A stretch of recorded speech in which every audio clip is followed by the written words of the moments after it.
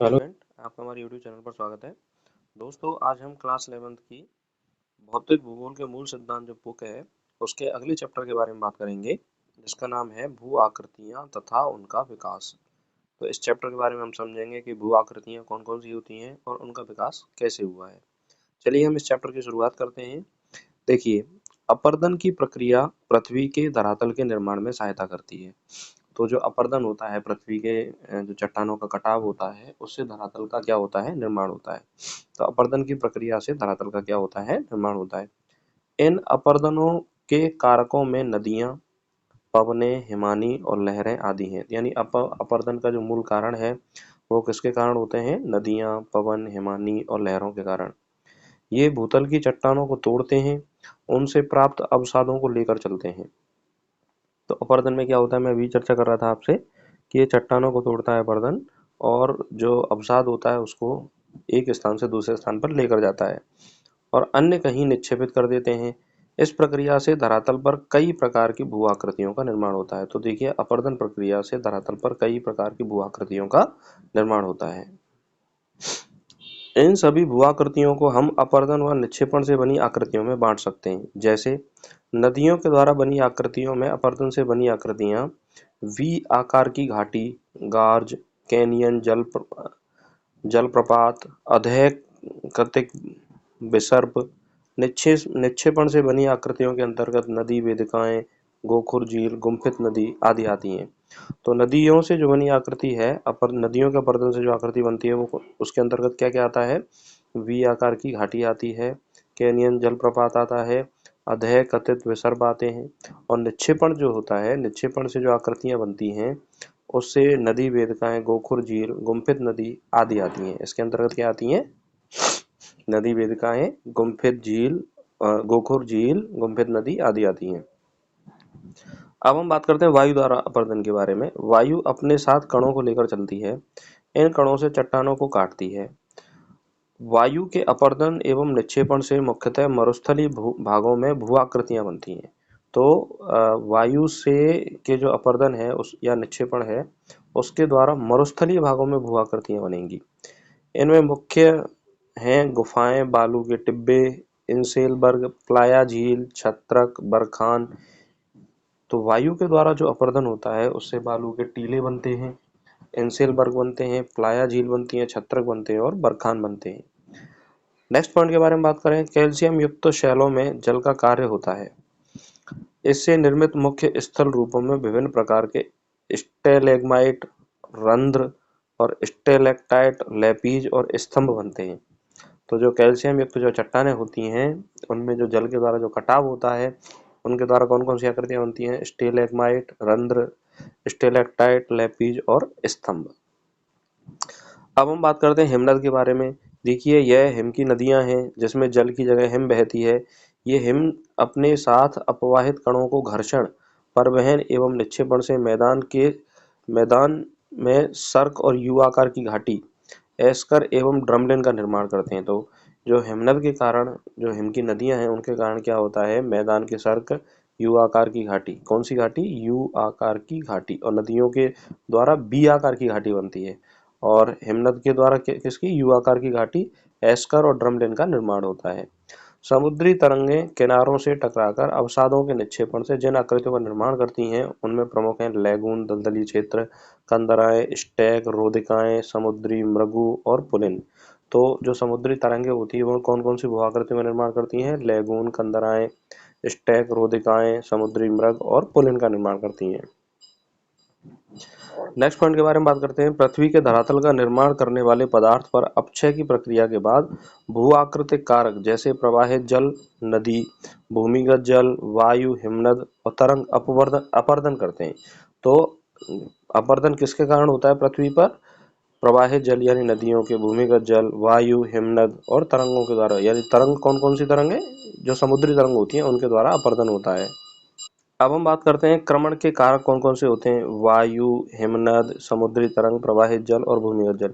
यानी जो अपरदन के द्वारा जो क्रमण प्रक्रिया होती है, कणों को एक स्थान से दूसरे स्थान पर ले जाया जाता है, उसके प्रमुख कारण कौन कौन से होते हैं? वायु, हिमनद, समुद्री तरंग, प्रवाहिता जल और भूमिगत जल। तो देखिए इसके बारे में हम चर्चा ही कर चुके हैं अभी थोड़ी देर पहले, कि बता रहे थे कि वायु के द्वारा कौन कौन सी आकृतियों का निर्माण होता है, हिमनद के द्वारा किसका निर्माण होता है, नदियों के द्वारा कौन सी आकृतियों का निर्माण होता है, भूमिगत जल के द्वारा कौन सी आकृतियों का निर्माण होता है। जलवायु में हुए बदलाव, वायु राशियों के ऊर्ध्वाधर एवं क्षैतिज संचलन के कारण भू आकृतिक प्रक्रियाओं की गहनता से या ये प्रक्रिया अपने आप बदल जाती हैं, जिनसे हम क्या बोलते हैं, भू आकृतियां बदलती हैं। तो जलवायु में परिवर्तन के कारण, अपरदन के कारण और क्षैतिज संचलन के कारण भू आकृतिक प्रक्रियाओं में गहनता होने के कारण हमारे जो भू आकृति है, पृथ्वी की जो आकृतियां हैं, वह क्या हो जाती हैं, बदल जाती हैं, और इनसे अलग अलग भू आकृतियों का क्या होता है, निर्माण होता है। एक स्थल रूप विकास की अवस्थाओं से गुजरता है, जिसकी तुलना जीवन की अवस्थाओं जैसी युवावस्था, प्रौढ़ावस्था और वृद्धावस्था से की जा सकती है। बिल्कुल सही बात है कि कोई स्थल रूप प्रारंभिक में नया होता है, जैसे हम युवावस्था कहते हैं, फिर धीरे धीरे प्रौढ़ावस्था की ओर जाता है और अंत में वह स्थल रूप अपने अंतिम अस्तित्व की ओर होता है, जैसे हम वृद्धावस्था कह सकते हैं। भूतल पर हुए बदलाव विभिन्न भू आकृतिक कारकों के माध्यम से किए गए अपरदन से होते हैं। तो जो भी भूतल पर आकृतियां बनती हैं वो किसके कारण बनती हैं, अपरदन के कारण बनती हैं। निदेह निक्षेपण प्रक्रिया भी बेसिनों, घाटियों व निचले स्थल रूपों को भरकर धलातीय स्वरूप का क्या करती हैं, निर्माण करती हैं। भू आकृतिक कारक लंबे समय तक कार्य करते हुए क्रमबद्ध परिवर्तन लाते हैं, जिसके कारण स्थल रूपों का अनुक्रमिक क्या होता है, विकास होता है। तो लंबे समय में जो क्रमिक परिवर्तन होते हैं, उनके द्वारा जो स्थल रूपों का अनुक्रमिक क्या होता है, विकास होता है। भू आकृतिक कारकों के माध्यम से निर्मित स्थल रूप चट्टानों की संरचना, प्रकार, मोड़, कठोरता, कोमलता, पारगम्यता, जोड़, विभंग, अपारगम्यता, भ्रंश, दरार आदि पर निर्भर करते हैं। तो जो स्थल रूप की चट्टानों की संरचना है, किस पर, चट्टानों का कौन सा प्रकार है, मूड क्या है, कठोरता क्या है, कोमलता क्या है, पारगम्यता क्या है, विभंग क्या है, अपारगम्यता क्या है, भ्रंश क्या है, दरार क्या है, इन सभी पर क्या करते हैं, वह निर्भर करते हैं।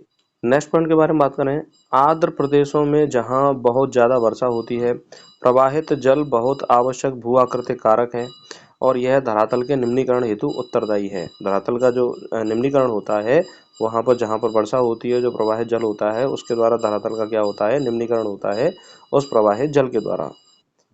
प्रवाहित जल की ढाल जितनी निम्न होगी उतना ही ज्यादा क्या होता है, निक्षेपण होता है। नदियों की युवावस्था में वी आकार की घाटी, जलप्रपात और क्षिप्रिकाएं, कैनियन आदि स्थलाकृतियों का निर्माण होता है। तो नदियों की युवावस्था में वी आकार की घाटी, जलप्रपात, क्षिप्रिकाओं, कैनियन और स्थलाकृतियों का क्या होता है, निर्माण होता है। नदियों की प्रौढ़ावस्था में गिरिपद मैदान, जलोढ़ पंख, विसर्प आदि स्थलाकृतियों का निर्माण होता है और नदियों की वृद्धावस्था में गोखुर झील, डेल्टा, बाढ़ का मैदान, गुम्फित नदी और ज्वारनद मुख आदि स्थलाकृतियों का निर्माण होता है। अगर हम बात करें क्रस्ट स्थलाकृति, चूना पत्थर, डोलोमाइट चट्टानों के किसी भी क्षेत्र में भौमजल द्वारा घुलन प्रक्रिया, जमा प्रक्रिया से बने स्थल रूपों को क्रस्ट स्थलाकृति का नाम दिया जाता है। अगले पॉइंट के बारे में बात करें तो हिमनद का प्रवाह बहुत धीमा होता है। यह प्रतिदिन कुछ सेंटीमीटर या इससे कम से लेकर कुछ मीटर तक प्रवाहित हो सकते हैं। इसके साथ ही मुख्यतः गुरुत्व बल के द्वारा गतिमान होते हैं। तो हिमनद जो है वो किसके द्वारा गतिमान होते हैं, गुरुत्व बल के द्वारा गतिमान होते हैं। ये इंपॉर्टेंट पॉइंट है परीक्षा की दृष्टि से।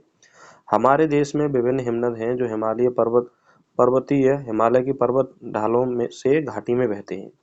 उत्तरांचल, हिमाचल, जम्मू कश्मीर के उच्च प्रदेशों में कुछ स्थानों पर देखा जाता है। तो हमारे देश में जो हिमनद हैं वो कहाँ कहाँ पर हैं, उत्तरांचल, हिमाचल प्रदेश, जम्मू कश्मीर के उच्च प्रदेशों में है। भागीरथी नदी का उद्गम गंगोत्री हिमनद का अग्रभाग गौमुख है और यही अलकनंदा नदी का उद्गम क्या है, अलकापुरी हिमनद से होता है। किससे होता है, अलकापुरी हिमनद से होता है। और भागीरथी और अलकनंदा नदियां जो देवप्रयाग में मिलती हैं, वहां पर किसका निर्माण करती हैं, गंगा का निर्माण करती हैं। आल्प्स पर्वत पर सबसे ऊंची चोटी मैटरहॉर्न, हिमालय पर्वत की सबसे ऊंची चोटी एवरेस्ट वास्तव में हॉर्न है जो सर्क के शीर्ष पर्वत से निर्मित है। तो किससे निर्मित है, सर्क के शीर्ष पर्वत से निर्मित है। आल्प्स पर्वत की सबसे ऊंची चोटी जो है वो मैटरहॉर्न है। हिमालय की सबसे ऊंची चोटी, दुनिया की सबसे ऊंची चोटी क्या है, एवरेस्ट है। अगले पॉइंट के बारे में बात करें, ऊंचा चट्टानी निवर्तन तट हमारे देश का पश्चिमी तट है।